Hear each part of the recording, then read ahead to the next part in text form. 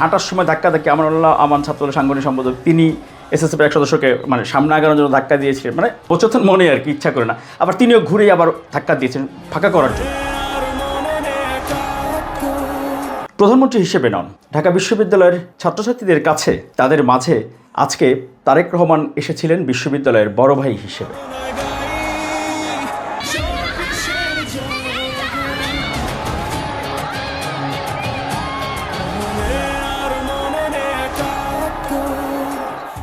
তারেক রহমান তার বিশ্ববিদ্যালয়ের ছোট ভাই বোনদের প্রতি যে আস্থা, ভরসা, বিশ্বাস, ভালোবাসা, তার একটি অনন্য দৃষ্টান্ত স্থাপন করে গেলেন এই মঙ্গলবার ঢাকা বিশ্ববিদ্যালয় ক্যাম্পাসে।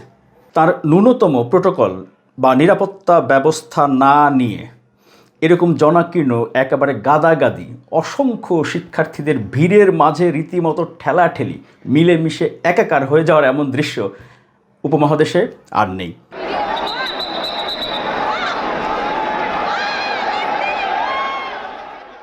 আজকে ঢাকা বিশ্ববিদ্যালয়ে রীতিমতো একেবারে ঠেলাঠেলি যাকে বলে।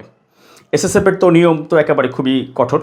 পুশ মানে পুশ, মুভ মানে মুভ, ব্যাক মানে ব্যাক, যেটা নির্দেশ দেবে একজন সেটা বাস্তবায়ন করতে হবে। সামনে মন্ত্রী না প্রতিমন্ত্রী না এমপি না নেতা সেটা দেখার সুযোগ নেই।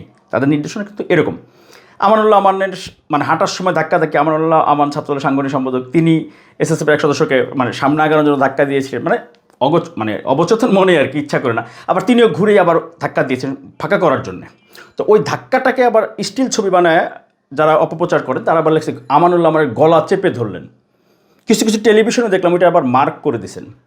মূলধারার গণমাধ্যম যারা এই কাজগুলো আবার করেন তারা কিন্তু জানেন এসএসএফের নিয়ম কানুন সব কিছু জানেন। তারেক রহমান রিল্যাক্স দিয়েছেন। তারেক রহমান এসএসএফকে তাদের যে নীতিমালা সেটা বাস্তবায়ন করতে দিচ্ছেন না, জোর করে তিনি এভাবে করে আসলে চলাফেরা করছেন।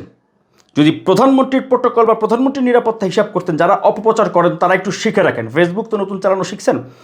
2 দিন আগে ঢাকা বিশ্ববিদ্যালয় এলাকার স্বাভাবিক চলাফেরা বন্ধ, আর প্রধানমন্ত্রী এরকম ভিড়াভিড়ি, ওনাকে দেখতে হলেও রাস্তার ব্যারিকেডের বাইরে থেকে দেখতে হইতো, দূর থেকে।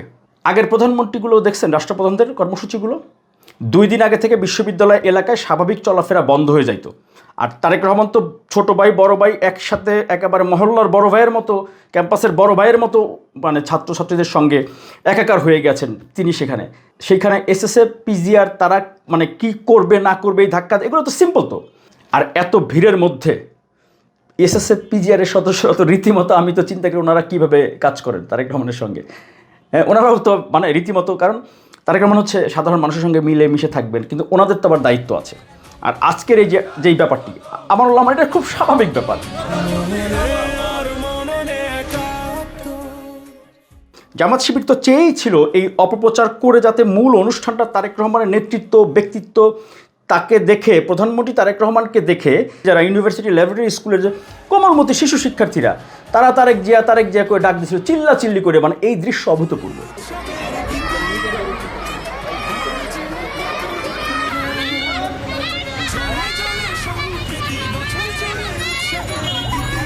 এটা নজিরবিহীন।